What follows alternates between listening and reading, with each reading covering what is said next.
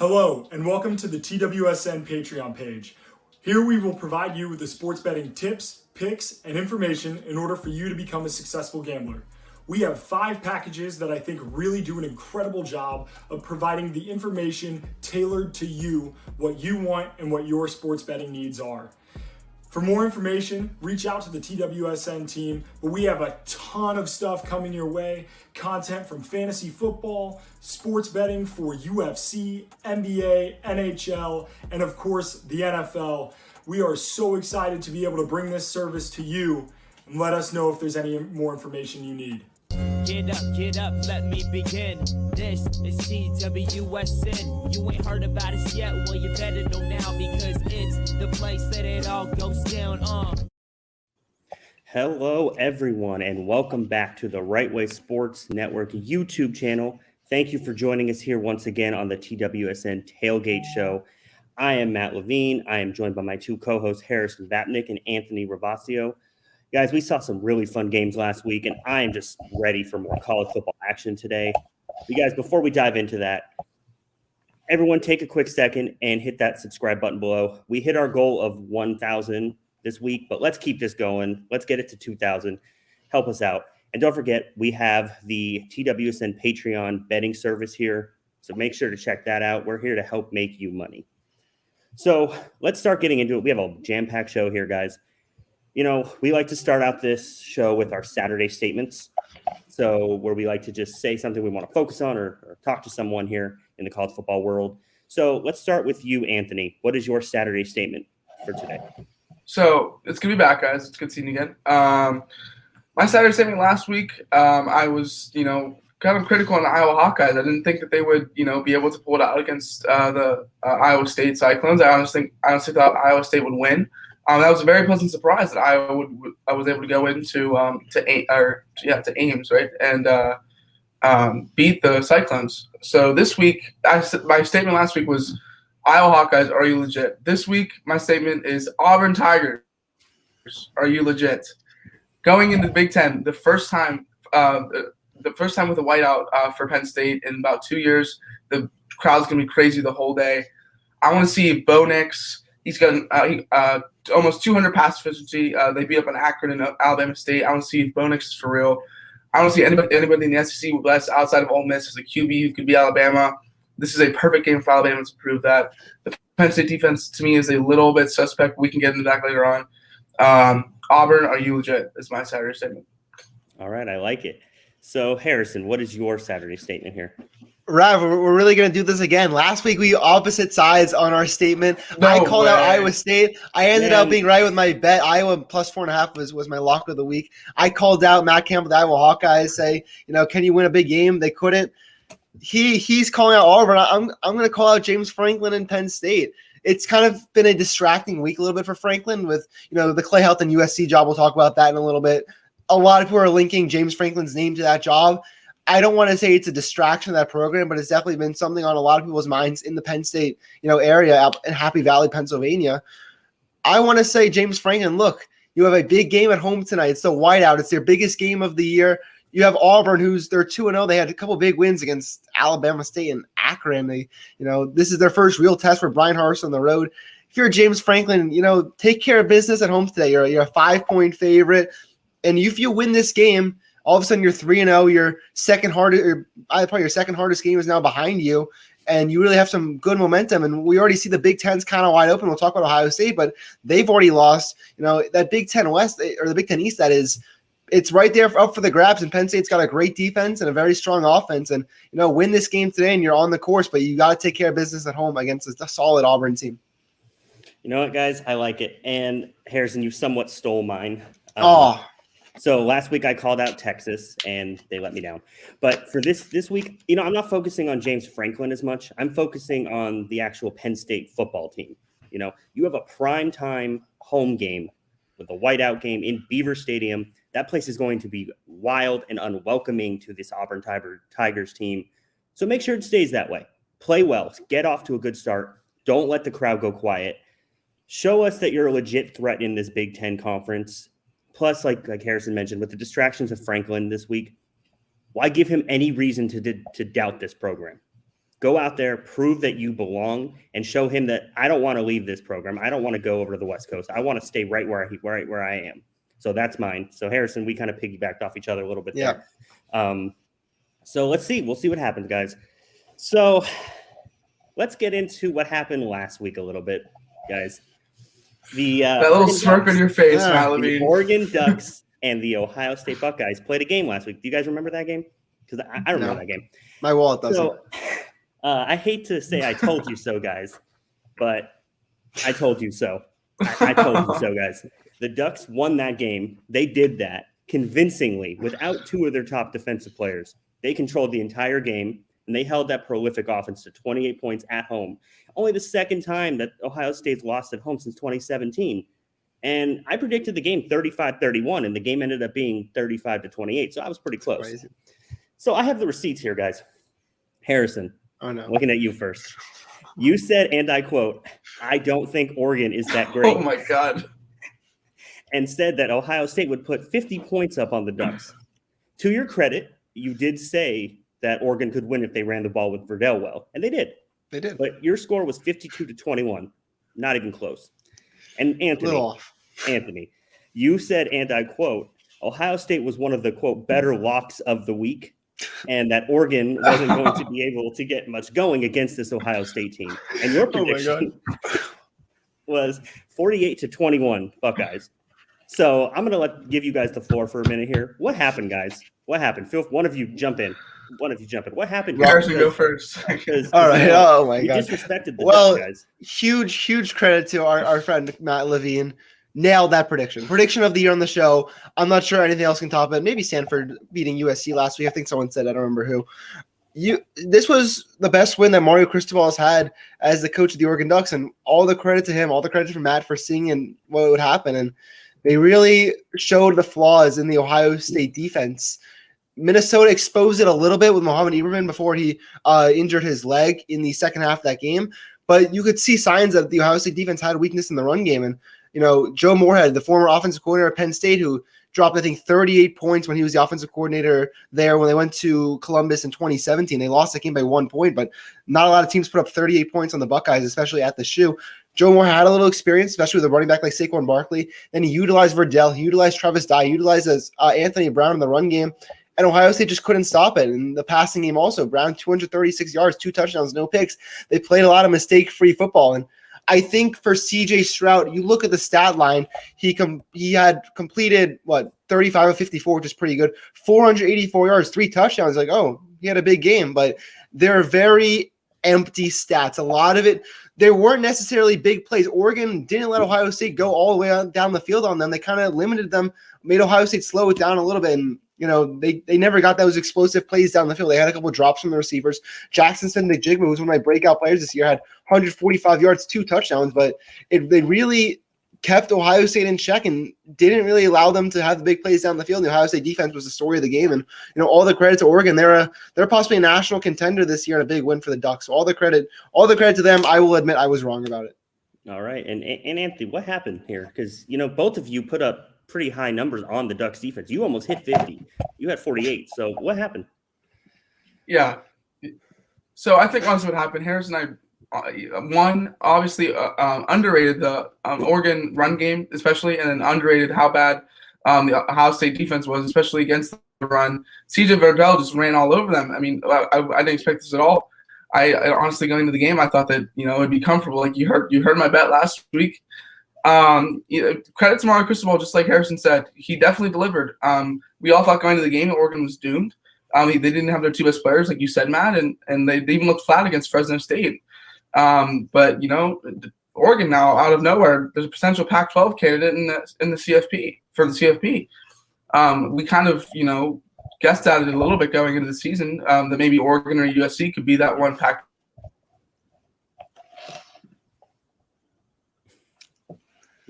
We lose you, Anthony? His take was so bad last week. He froze. But this week single-handedly led. You cut out there for a minute, but I think. Do you hear me? I froze again. Yeah, we hear you now. You froze for a second there, but so Harrison, are you gonna go after Ryan Day here, as we have in the comments? Jake's trying to call me out. I tweeted right after the game. I was a little upset that Ohio State ruined my money line parlay before it could even start. I tweeted out Ryan Day looks really good against Michigan State and Northwestern, and I think Ryan Day is a good coach, but I don't think it's time yet we start treating him like he's like a top tier. This is the beginning of his third season. Look, to his credit, the only games he's lost was to Clemson in the semifinal, lost the national championship to Bama, and then this game to Oregon. It was only his third career loss, but it's a lot of padded wins against these middle tier Big Ten schools. And look, the Northwestern game last year in the Big Ten championship, Northwestern wasn't a very good team, and I think they got outcoached in that game also. If Northwestern had a competent offense, to say the least, Northwestern wins that game easily. They had the win against Clemson last year, all to Day's credit, all to Justin Fields' credit, but this was only his second game without Justin Fields. Maybe we're not emphasizing enough how good Justin Fields and how important Justin Fields was to that team. Maybe he was kind of the glue that kept them together, because this is 2 consecutive pretty subpar performances from Ohio State, and now they're 1-1. And I'm not ready to call Ryan Day one of those top 5 coaches in the sport just yet. Right. I mean, and honestly, they obviously beat Minnesota the prior week, but they didn't look that great. They didn't. Anthony mentioned the writing was on the wall. We ignored it. I'm just going to show this one more time, just so it's ingrained in your guys' memory here. Don't disrespect the duck. Don't disrespect the duck. But real quick. Yes. Since I cut out, I want to get to one thing that I did really want to talk about.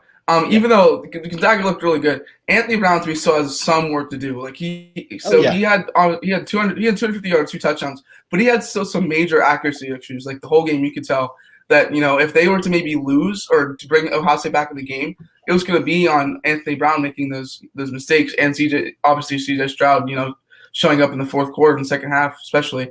There were times where he just lacked the necessary touch on the ball or fired it too hard. He took barely any shots downfield, and he was only 17 for 35. So to me, for at least for Matt to really be his happiest, for Oregon to reach his full potential, Brown has to definitely fine tune his passing game. Yeah. No, I definitely agree with that. He definitely needs to improve, but I think I like what I saw out of him the other day. He showed he could go into a hostile environment and still come out with the win. But let's move on, because we had something happen that we don't normally see in this early on in the college football season. We had a major program fire their head coach. Clay Helton is gone. He is out as the USC head coach. It was a little surprising due to the timing. Not the result, because people have been calling for Clay Helton to be fired for years now out in Los Angeles. Media, fans, everybody. So why now? Where do they go from here? Let's start with you, Harrison. We want to get this topic going. So let's start with you. Yeah, Clay Helton, I didn't think was ever the guy. When they took over for Sarkisian, I believe in 2016, they had the magical Sam Darnold year, where I think they rallied off their last 9 wins that year, won a miraculous Rose Bowl against Penn State. And really after that, it's really been subpar for USC. They lost the Pac-12 championship game in 2017, got destroyed in the Cotton Bowl from Ohio State. And USC's been like a subpar program since then. They lost a bowl game to Iowa. They really didn't have a great year last year, in my opinion, especially they only played a couple games in a COVID year. I don't think I think this was the right move for USC to fire him. I'm surprised it happened in week 2, because they lost to Stanford. No one would have seen that one coming. And then it came out as a shock. And for now, we're looking ahead of who the coach should be. I'm going to throw a name in the pot. And my theory around this is a little bit that USC has hired a lot of young coaches. Since Pete Carroll left, USC is nothing. Sorry, Matt. USC is an irrelevant program since Pete Carroll has left. They've won literally one major bowl game since his departure. They had young guys like Lane Kiffin and Sarkisian and Clay Helton. I think it's time you kind of get an old school guy in there. And the name I'm going to say is Bob Stoops. He's former Oklahoma coach, the analyst for Fox right now. I firmly believe Bob Stoops will be USC's next coach next year. I think they have to make a kind of splashy hire. They have to engage the interest in LA. There's a lot of teams they're competing with out there. USC's kind of fallen off the map a little bit. They kind of have to nail this hire. No, I definitely agree. And when you play in Los Angeles, it's more than just the football out there, especially with a team like USC, because you have the glamour of LA. Why should these fans come out to the Coliseum to watch you? You know what I mean? They have the Rams, they have the Chargers. Granted, that's professional, but still, it's still people's money being spent. So, Anthony, what do you think about this hire? I mean, about this firing, and where do you see them going?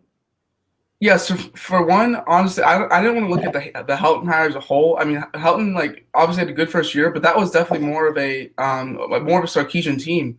I feel like if Sarkisian would have stayed for one extra year, that he could have definitely proved himself more. But that Rose Bowl win was definitely, for Helton was not, obviously he coached it, but to me it was definitely more of a Sarkisian win. To me, I want to look more just like as the situation as a whole, and just try to digest what the hell happened to USC. I mean, the expectations there are huge. You have to win big and win a lot. USC is a football powerhouse. It's got one of the richest histories in the nation. 11 national championships, 40 Pac-12 championships, 7 Heisman winners. No one in the Pac-12 or in the Pacific could even compete.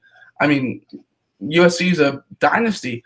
And to me, it's hard not to be good at USC because of the combo of location in California. You've got all of those great football players, especially in the Golden State area.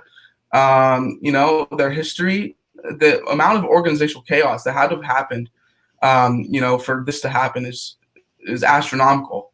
To me, at least. One of USC's biggest issues is they like hiring USC guys. Yep. In 2013, they passed on Ed Orgeron, who he called himself a Cajun guy. For Steve Sarkisian, who ended up only lasting 2 years, and then they kept Helton for this entire time as an interim. I think that's been their biggest issue. I think they need to go outside of the realm, maybe pick someone. I like Bob Stoops. I like Tony Elliott from Clemson, even though that really wouldn't be a flashy hire, their offensive coordinator. If they could get Urban Meyer, sure. I don't think that it's going to happen, especially now that he's in Jacksonville. James Franklin to me would be good too. I know Penn State fans don't like hearing that. Matt Campbell, even just a big name. They need a big hire. They need a big splash because if they don't get one, I feel like they're in serious trouble. Right. I want to say something real fast. Sorry. What are the chances that LSU fires Orgeron? I don't know. Let's say the year falls off the tracks. They go 7-5, and he went back to USC. Is there any chance that happens? USC? No, because part of the reason that USC ended up letting him go, at least what I've read, is that the boosters were a little worried about the way Orgeron talked. Yeah, with his voice. How would he be able to do that? Talk to these recruits and their families. USC, they have no idea they're doing in USC. I don't question that. I think the hire of the new AD for SC is we're going to see, because this is his time to show that he deserves to be in charge, right? And also, I think we need to stop with this Mario Cristobal talk. What is this? He's good where he is. He's fine where he is. He's building something up there. He has a top recruiting class. I've mentioned on Twitter a couple times, one name I'm looking out for is Jack Del Rio, because he's not being talked about, but he has previously expressed interest in this job. He is a USC guy, as we've talked about here. I don't necessarily think he's the right person to be hired, but I wouldn't put it past this program to hire someone like him. Not saying he's a bad coach, but that'd be a bad mistake. I personally he was a bad coach in the NFL. He was a bad coach in the NFL. I don't see him turning around the USC program. We'll see. Because he's not my first option for USC. I really think USC needs to hardcore go after Urban Meyer, because the way Urban Meyer was talking at his press conference the other day, where he was like, no chance, I'm not going. He was looking down. He was looking away from the reporters. That's reminded me so much of Nick Saban. He's been on the job for a week. Urban Meyer's been on the job for a week, and we're trying to drive him out of Jacksonville. Let's give him some time. Timing here, though. That's my thing. It's the timing of this. Why fire Helton right after a loss to Stanford? Why not keep him? I don't know. Why not get rid of him if this lease was delaying the inevitable? But why though? Why now? Maybe they have a better chance to win without him. I don't think Clay Helton's a good coach. I don't think they're trying to spice up the program, trying to turn around the season, right the ship. I just think Urban Meyer makes sense here. I don't know if it will happen because I'm not sure if he wants to leave Jacksonville. I think personally James Franklin has the most,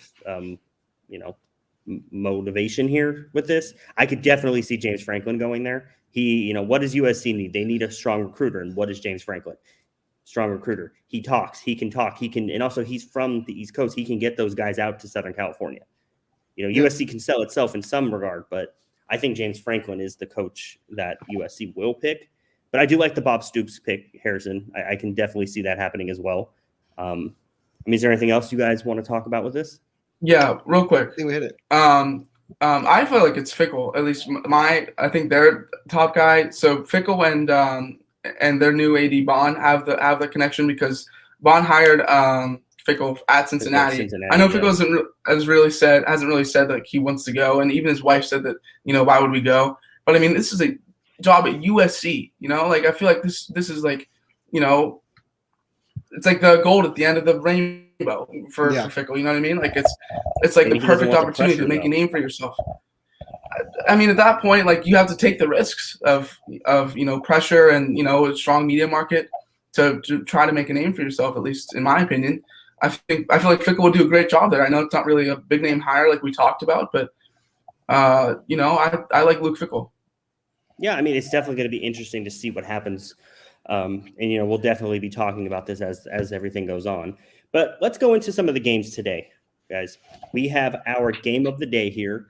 We have Auburn going into Penn State for the primetime game tonight. For me, it's all about Bo Nix because he has looked good this year, albeit against lower tier teams. But he's also been much better at home over the course of his career than he has been on the road. So does this trend continue today? I feel like Bo Nix has been around forever. Is that just me? Like, third year. I feel like I've just been hearing about him for years and years and years at this point. He's going to be like his 26th career start. Yeah, like I don't know. And also it's like for me, every couple of years, everyone forgets about Auburn. Like, oh, Auburn doesn't have a chance. No one talks about Auburn. And then now they always somehow get back into relevance. What do you guys think goes on for this game? Let's start with you, Harrison. Oh, this is my free play pick of the week. We're 2-0 with our free plays. I love Penn State today. I love the Nittany Lions. I don't think Auburn is a very good team at all. I've been very anti Bo Nix since like the end of his freshman year. Where I realized, oh wait, maybe this guy's not that good. He's only thrown for like 250 yards like 5 times in his like career, which is crazy. And on the road, he's a much different quarterback than he is at home. I hate the hype around Bo Nix. I think it's undeserved. Even like the game we all look at is like the game he had against Oregon, where like everyone remembers he throws a game-winning touchdown to Williams in the end zone. Threw for like under 200 yards and like 2 picks in that game, and like somehow managed to hit that last throw for the win. I don't think Bo Nix is a very good quarterback. I think the Penn State defense, who had really strong performances in their first 2 games of the year against a couple of good teams, Ball State last week, Wisconsin, they held them really in check for most of the game. I think they're going to dominate Bo Nix. I think Bo Nix is going to commit maybe 3 turnovers. They're going to put a lot of pressure on him. They're going to have to run the ball well with Tank Bigsby. That's like a must. And Penn State has a good run defense as well. In the offense, Jamar Dotson, the receiver, Noah Kanan, running back, Sean Clifford behind a very good offensive line. It'll be interesting. And I think the Penn State is – I don't know if they're going to roll, but I think their defense is going to hold Auburn to less than 15 points. I think it's going to be a really strong performance from Penn State, and we're really going to have to start talking them as a national championship contender. All right. And what about you, Anthony? Are you going with Harrison, or are you leaning more towards the Tigers? So last week, Harrison's free play was Iowa plus 4.5. I actually took Iowa State minus 4.5 and said that Iowa State would win by 4.5. I am going to disagree again. I actually think that Auburn is going to cover.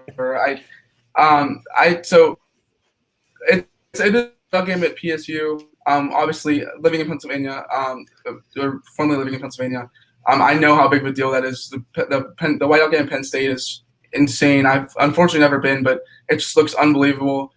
All the videos and stuff like that, it's crazy. But at the whiteout game for Penn State, they are 8-8 since its inception, including they've lost including the last 3. Auburn's no stranger to hostile environments, playing in the SEC, so I don't think it's going to be an issue with noise, at least for the majority of the game, even the first quarter a little bit. It could be, and it is really their first time playing in a raucous crowd like that. But again, I don't think it's going to be that much of an issue. Auburn has topped 60 points in both games this season, even though it's been against poor opponents. Bo Nix has shown way more consistency this year, making the Tigers offense probably one of the more lethal offenses in the nation. Excuse me. He's got a 74.4% completion rate after 6% the last 2 seasons. And on top of that, I'm not really high on Penn State yet. In my opinion, both fourth quarter interceptions against Wisconsin was more rust from Mertz and that entire offense in general than it was a defensive achievement. And then the next week they just played Ball State.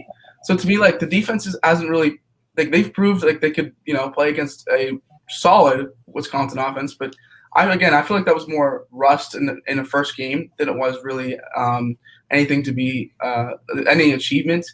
And on top of that, Clifford looked pretty abysmal against Wisconsin. He had, he had a wide open busted coverage touchdown or to get going. But on top of that, he missed multiple deep balls. There were some balls that were easily, like short routes that he definitely missed. I don't think that Clifford is really that special. Again, this could be like Matt, coming back to us and getting my quotes from last week. I could just be completely wrong this week, but I don't think that's the case this time. Auburn has 9 sacks in the last 2 games. I don't know. I don't think the Clippers will be able to stand the pressure. PSU is going to rely more on the running game, but the Auburn defense has stifled run offenses. They'll only be allowing 20 yards a game in their first 2 games, and they've only allowed 2 rush plays of 10 or more yards. So to me, I feel like this is Auburn's game to lose, to be honest with you. I feel like that Auburn's definitely going to come out, smack Penn State right in the face with their run game. I'm behind Tank Bigsby. And I think Auburn runs it by more than 7, maybe even 10. I think Auburn wins 33-23. All right. Oh, well, wait. Harrison, you can respond. Go for it. I just want to warn you, Rav. I just want to give you the heads up before your wall gets a little lighter this weekend.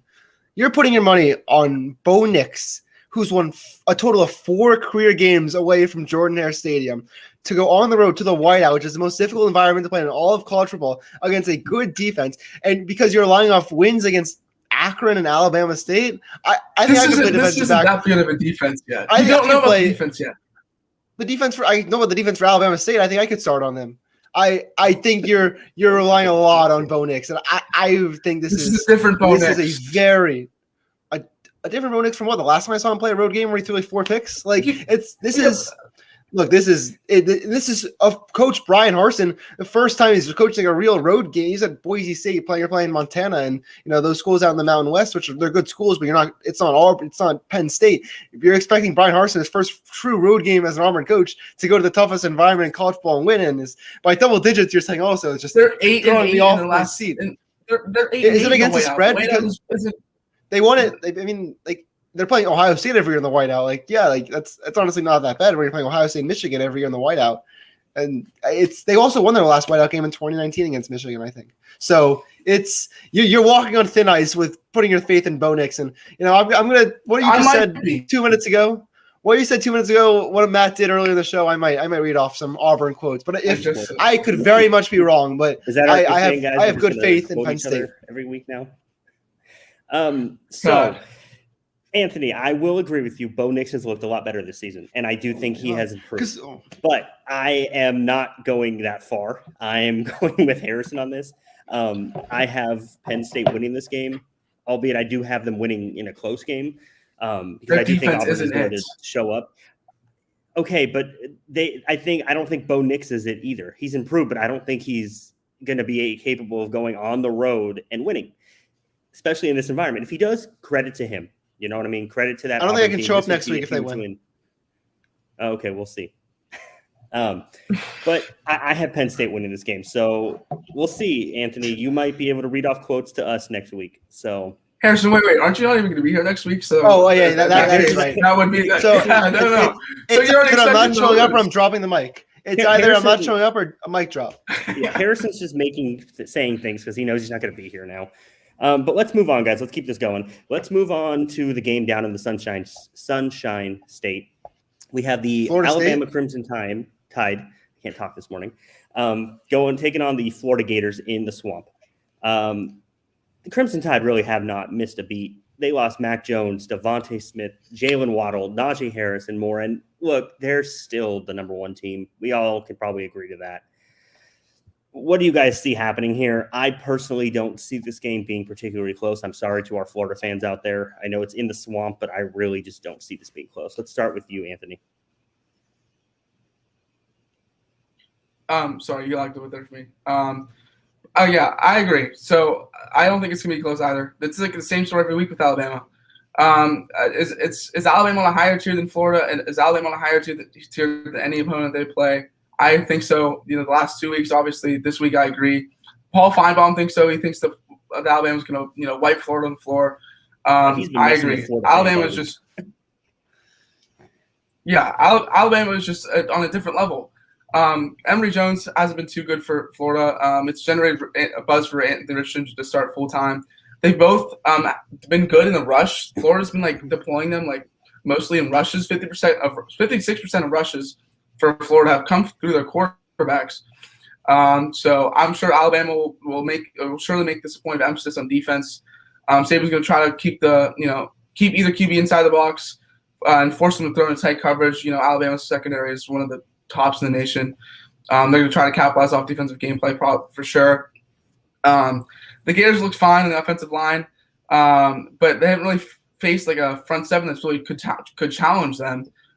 They also have 2 starters who are being replaced from 2020, and they have a guard moving out to tackle as well. So I don't think that Florida is going to be able to withstand the Alabama pressure. I think Alabama is going to win by 14 or more. Just unlike last week where I said the same thing about Ohio State, I don't think that anyone's going to be coming for a head next week. All right. What about you, Harrison? Are you going towards the Crimson Tide, or are you going? Yeah, but I'm a little nervous. Just because of some of the stuff I said about Oregon last week, I'm starting to say about Florida. And I'm like, there's no way they can stop Alabama's run game. There's no way they can stop John Mechie and that Alabama offense. And Bryce Young's the hardest quarterback in the nation, but I have Alabama minus 14.5. They have a great defense. Anthony Richardson's the X factor. I think he's going to start today. Agreed. But the issue is, this will be his first career start, obviously. But when your first career start comes against a Nick Saban defense, usually things don't go too well. I expect Bama to play pretty well. They have the best roster in the country. They have the best defense. Bryce Young's the hottest quarterback. They're the best coach team. They're going on the road to Florida. It's going to be 90 degrees. It's going to be hot. Dan Mullen's never beaten the University of Alabama. Bama hasn't lost to Florida since 2009. On paper, it should be an easy win for the Tide. I do have Alabama minus 14.5. Could be a little tricky in the first half. I think Florida's going to keep it close early. Bama will pull away in the second half, led by Bryce Young. And I think right now Young is probably the Heisman favorite in my eyes. Yeah, I'm agreeing. I agree with that. I think Young is the Heisman favorite. Dan Mullen's a really good coach. Except when he plays Nick Saban. That's what I was just gonna say. Like Saban is just Saban, and having the game in Gainesville might give Florida a slight edge, just because those fans are going to be going wild. But yeah. I don't see this game being close after halftime, kind of like what you were saying. I see Alabama winning 41-17. I don't see Florida. Really I think it might look a lot like the Miami game. Yeah, I don't see this being particularly close. Florida is a decent team, but they're not great, especially in that SEC conference. I just really don't see this game being very close after halftime. So we're all going with Alabama. Let's go on to another game, another very interesting game here. We have Cincinnati going to Indiana. This is the first real test for Cincinnati in their college football playoff hopes. They win this game, they have a nice quality win on their resume, especially with Notre Dame coming up in a few weeks. What do you guys see with this game? How do you think this goes? Let's start with you, Harrison. Going into the season, I thought this would be this really scary matchup for Cincinnati. Indiana's a very good team. And then I watched them the first 2 games of the year, and I'm not overly impressed. Cincinnati only a 3.5-point favorite. I think I'm on that. Desmond Ridder is the better quarterback of the two. I think Cincinnati's better coach. I think they have the better defense. Indiana passing game has been awful in the first 2 games, and the ground game has been decent. They put up 56 points against Idaho, but it's Idaho, and I'm not sold on this Indiana team. Idaho. Sorry, but this is the first real test Indiana that Cincinnati's really had this year. They played, Miami, who got pushed around by Minnesota. They had a good win last week against, I think, Murray State. Indiana just has no passing game. They're going to need to score points to beat Cincinnati. I think Ridder has a big game. I like the way the Cincinnati defense has been looking. I think they're going to put a lot of pressure on Michael Penix, who played really poor against Iowa. The Cincinnati defense isn't Iowa good, but it's one of the top 15, 20 units in the country. I would think Cincinnati's going to win this game by maybe a touchdown, maybe 10 points. It'll be a little close. Indiana will get some points. They're playing at home in front of their crowd. But I think this is going to overall be a big game for the Bearcats and put them one step closer to making the college football playoff, because I think 2 weeks from today, they're going to South Bend and playing the Notre Dame Fighting Irish. Yep. No, it's very true. It's going to be definitely a test for them. What about you, Anthony? Where are you going with this game? Yeah, that game's going to be crazy. Okay, so I had the same reaction as Harrison. I had no idea why that line was so low. I feel like Cincinnati's being majorly disrespected, either 1 or 2. Indiana's still riding that hype from last season, which at this point I'm asking why. I mean, they got – yeah, I agree. They're a complete fluke. The Bearcats going to win. Desmond Ridder is very good. He nearly knocked off Georgia last year in the Peach Bowl. I mean, he's looked great through 2 games this year. The Black Cats defense, that's what they call them, have been great. It has been great. The teams don't match up well at all. At this point, Cincinnati's pretty legit to me, and they haven't done anything to suggest that they're not the best team in the American and a top 10 team for sure, and should honestly be vying for a CFP spot, even though a G5 team will probably never get in. I'd say the Bearcats, I think they're going to win by a whole lot. I easily took -2 this week. Right. I mean, the biggest thing for me here, I have two things. It's, will the distraction of the USC rumors affect the Cincinnati team? Much like we talked about, with James Franklin and Penn State, how is this team going to handle that? I mean, Fickle basically came out and was like, I'm not going to USC. But, that's always probably in the back of their heads, especially the players. Like, if we lose this game, like maybe he starts to think. I see this being a trap type game for Cincinnati because they do see Notre Dame down the line. I'm not saying that I think Cincinnati's going to lose because I have them winning by like 3 or 4 points. I just think it's a big difference between the two. Yeah, well, yeah, like well, the spread's at 3.5. If I'm money, 3 or 4 is a huge difference. I mean, hey, but I think Cincinnati's the better team. Penix Jr. has had a very slow start to this season, so he's definitely going to need to pick it up in order to keep up with the offense of Cincinnati. I just don't know if he can do enough. I love Penix last year, and he just looked terrible. Yeah, it's so frustrating. Great last year. I know you guys were high on Indiana this year. I don't see Indiana winning this game. I think they'll keep it close because, like I said, I really think Cincinnati is looking at that Notre Dame game, thinking we can win that game. We have a legit chance at the playoff. So I think that Indiana might be able to sneak some points here, but I have the Bearcats winning this in a close one. Cool. But let's keep it going. We have another really exciting game today. We have Arizona State going into BYU to take on this team who just beat their rival Utah last week. Mr. Mayor of Utah, Harrison Vapnek over here. My key to the city is gone. What happened to your Utes last week? I lost my key to the city. Why is BYU? Why did BYU beat them? And what do you see happening in this game today for BYU? BYU played a great game. They really held Utah's offense in check. Brewer didn't look that great. Indiana couldn't really. Indiana, I'm lost on that game. Utah really couldn't establish the run. BYU played well. Their quarterback Hall. I feel like I'm watching Zach Wilson again. I think he's really good. And the running back Allinger, good, solid game. They have a couple really good receivers that I like. But I think they're going to lose today. I'm going with Rav. I'm going with the Arizona State Sun Devils. I can see this being a little hangover game for BYU. They beat their rivals for the first time in a decade. Last week against Utah, they're riding the high. They're back at home. They're thinking, we did it. We won this last week. But I think Arizona State's a little better coached. I like what Herm Edwards is doing.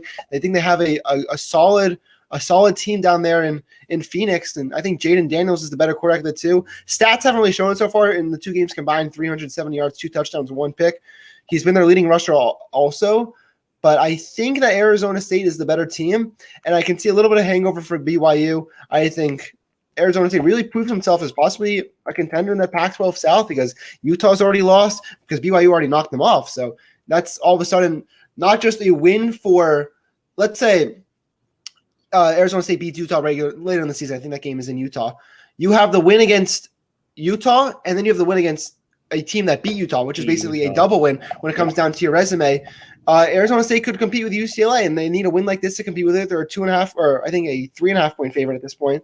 I think Vegas knows also that, hey, hangover for game for BYU. Jaden Daniels, experienced quarterback.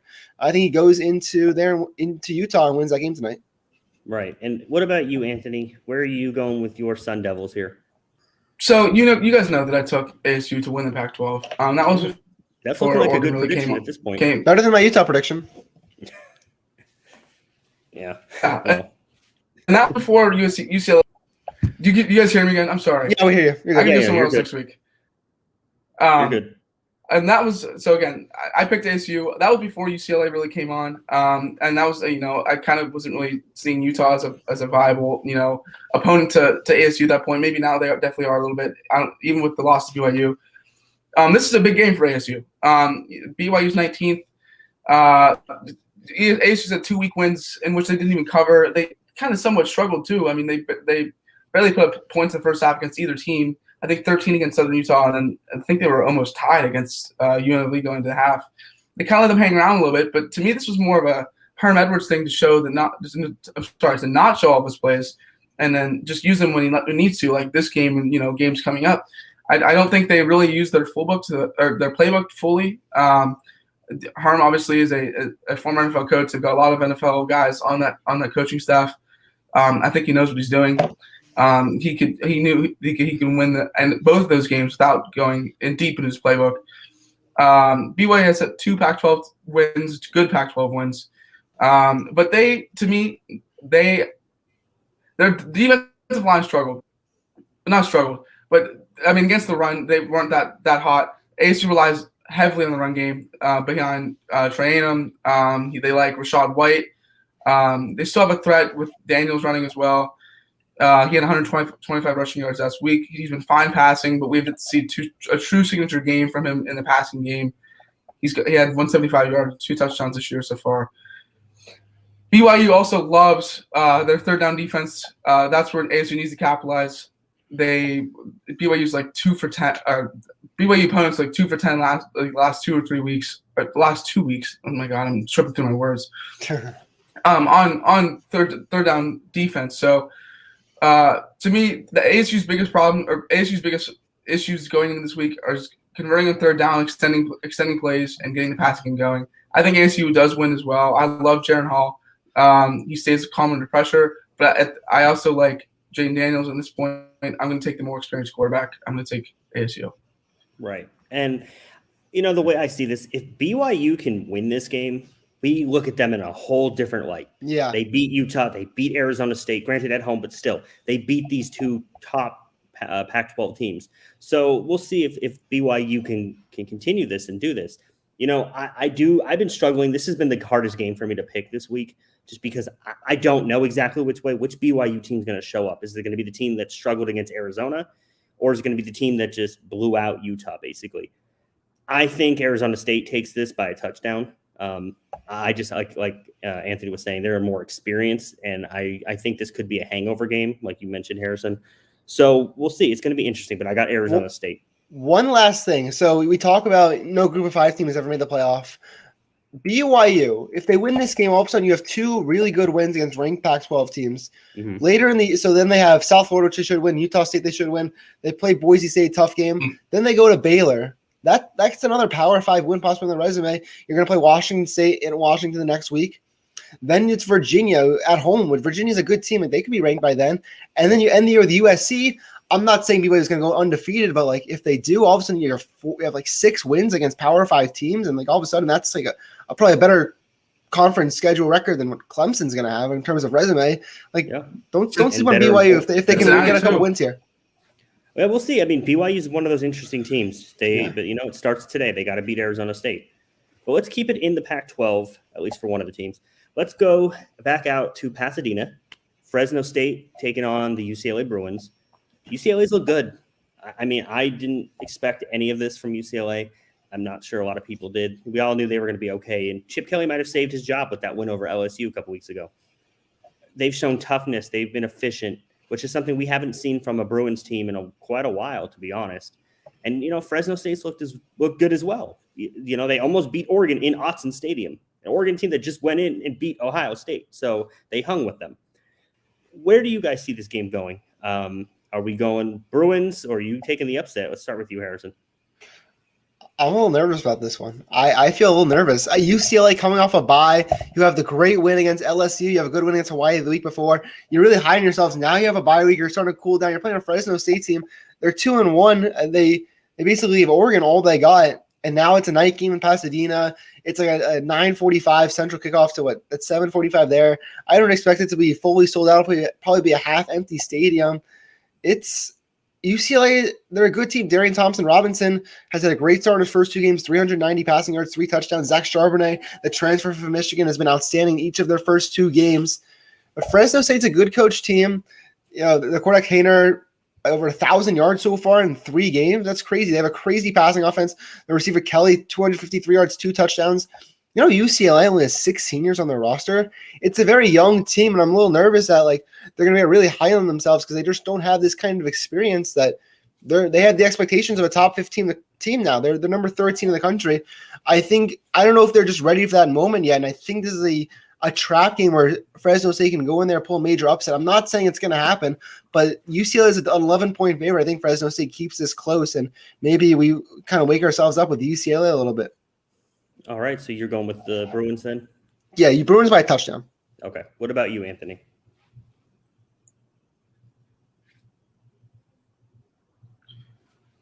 Sorry again if you guys can hear me or not. You're good. It's pretty bad. I took the Fresno State spread for sure. I think it's around 13.5 now. I completely agree with Harrison. I actually love this point about 16 years. They definitely have those expectations now. They looked great, but I agree completely. I don't know if UCLA can fully handle that pressure. Chip Kelly compared Fresno's quarterback Jake Hauner to Russell Wilson. I think it's Haener actually. Haener's completing 75% of pass attempts with 8 touchdowns and interceptions. He's looked really good. I mean, they look great against Oregon. He's 8th in the nation at 336 passing yards a game. UCLA does have a strong front seven defense and has allowed only 74 yards a game against the rush. And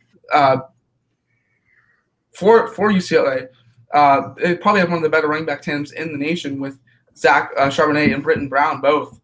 It's definitely been able to take the pressure off of DTR, Dorian Thompson-Robinson, even though he's looked great.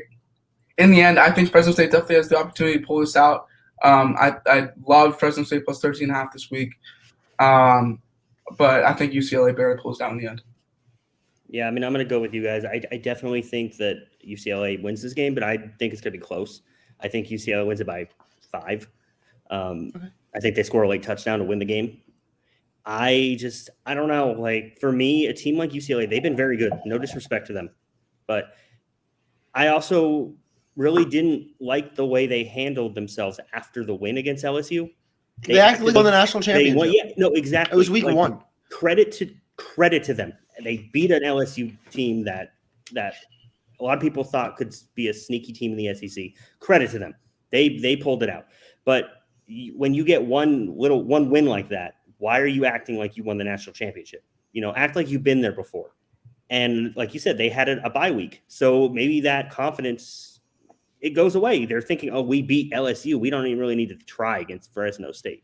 We'll see. I think UCLA wins the game, but I think it's going to be close. So one of the last games I want to talk about here, guys, is Michigan State going up against Miami. We can quickly just talk about this because I think Michigan State's looked really good so far this year. Miami, somewhat they lost to Alabama. Then they play App State's a good team. App State, yeah. I mean, they won a game against App State. Awesome.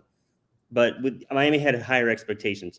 Who do you guys have in this game? Let's go with you, Harrison. Since I know you like the once again, born and raised Miami fan, season ticket holder my entire life. I know this team very well. They're not going to win this game today. I love Michigan State plus 6.5. Peyton Thorne, their Michigan State's quarterback, will be throwing the ball all over Miami's defense. Michigan State's top receiver, I think Jaron Reed is his name. He already has like almost 250 yards in 2 games combined.